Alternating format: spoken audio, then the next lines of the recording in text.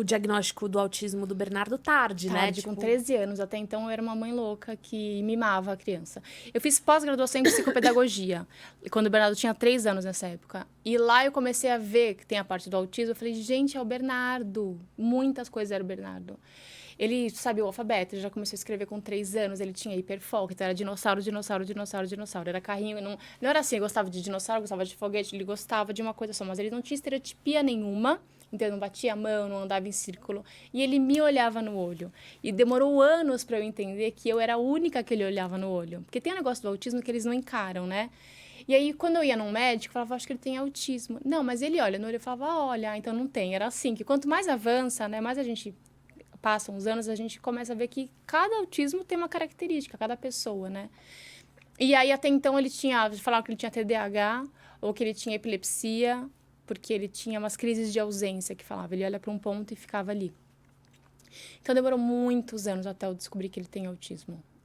E como foi esse diagnóstico, assim? Foi bom, tipo assim, porque às vezes, por exemplo, você descobrir, né, o nome certo pra coisa que você tem, é um alívio. É um alívio. Quando as mães falam, eu vivi o luto do diagnóstico, mas aí passou, eu tive que andar.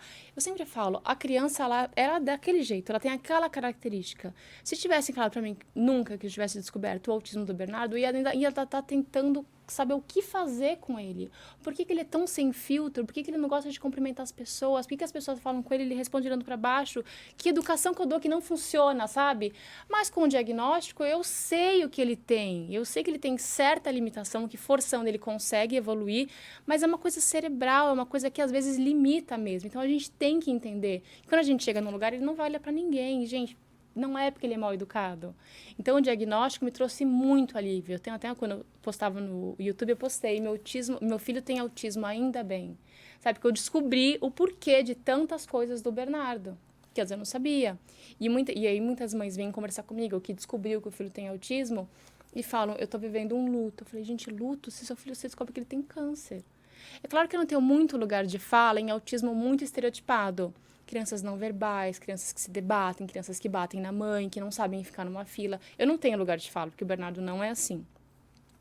Mas eu consigo dizer que se você descobre que seu filho no meio do caminho tem autismo, então com certeza ele não é tão estereotipado. Então ainda bem que você descobriu que você consegue agora fazer uma terapia correta, consegue explicar para as pessoas,